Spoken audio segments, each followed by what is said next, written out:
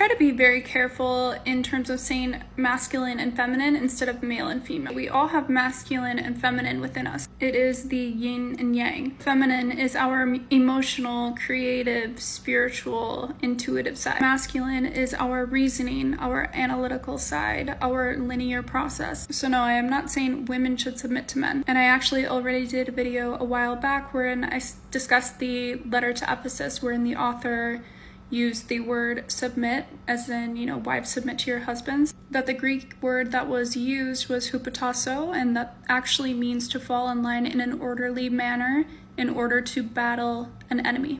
That the scripture has been weaponized by specifically men in the Judeo-Christian tradition to keep women in line. Additionally, that text is preceded by the author stating that husbands and wives should submit to one another. But putting all of that aside, the Judeo-Christian conversation of that scripture in particular, let's discuss the internal yin and yang, since we all have both masculine and feminine. Speaking from the experience of being a woman, I have a plethora of emotions and creativity and am very deeply connected with spirituality. When that becomes toxic or unbalanced within me is when I do not create structures around those experiences for myself. The structures that I create around my emotional world are boundaries, things that I will and will not accept from myself or from other people in order to create safety for my emotional world. Structures that I create around my spirituality are any kind of ritual or tradition that I engage with on a daily or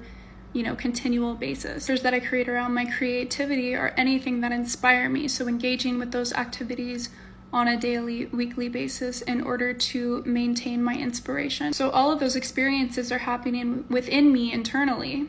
Now, if I take that and apply it to all of my external relationships, so for me, being a woman who wants to remain in my feminine energy while in a heteronormative relationship, there will be markers or expectations of any male that I would consider having a romantic partnership with. But again, this is unique to each person. So for me, I actually enjoy certain qualities that are more masculine in men, but I also like guys that have more feminine traits in different areas. So it's going to be different for every single person. It all comes down to knowing thyself. What aspects of yourself do you enjoy and want to see amplified in a relationship? It's different for each of us, and it also shifts depending on the relationships we're in.